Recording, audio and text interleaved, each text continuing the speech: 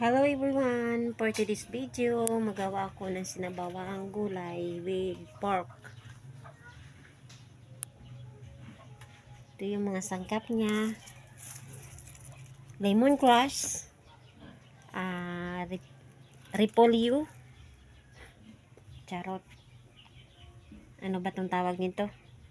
Pichay, saka kangkong,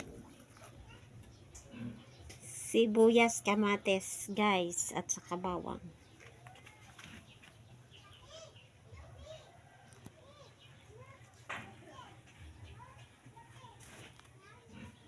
Okay guys, thank you for watching. Bye bye. Ingat tayong lahat.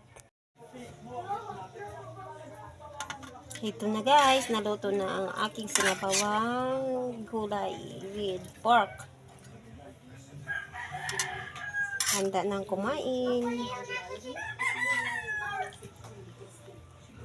Time to eat now guys. Tikiman na.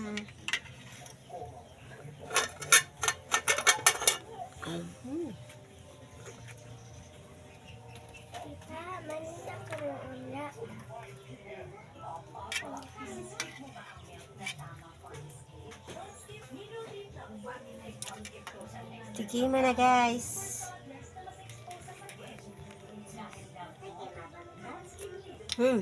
Sarap.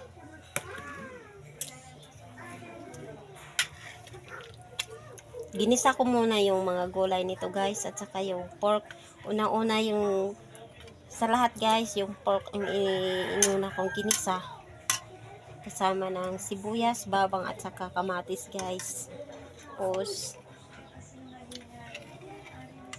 pinakuluan ko muna. Tapos nilagay ko to lahat yung mga gulay ko. Pati yung mushroom ko guys, sinama ko na lang rin. Para mayroon na ring lasa. Parang magiging may lasa rin ang mushroom ko. Ito guys, oh. Mushroom na maliliit guys.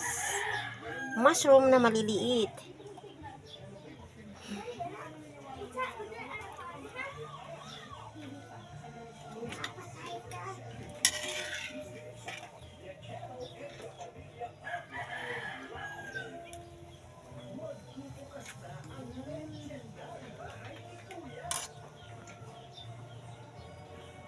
Okay guys, thank you for watching. I hope na nagustuhan nyo ang video ko.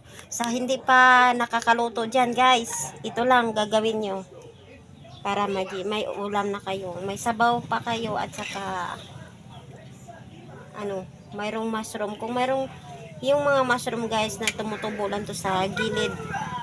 Sa mga napuputol na mga patay or mga tuyong dahon na, tuyong kahoy na guys, ito. Naku po. Lalong-lalo pa dito guys sa amin. Tag-ulan na. Marami na itong tumutubo doon sa gilid-gilid ng mga punong kahoy. Kaya guys, sana nagustuhan nyo ang video ko. Maraming salamat. Ingat ang lahat. Bye-bye!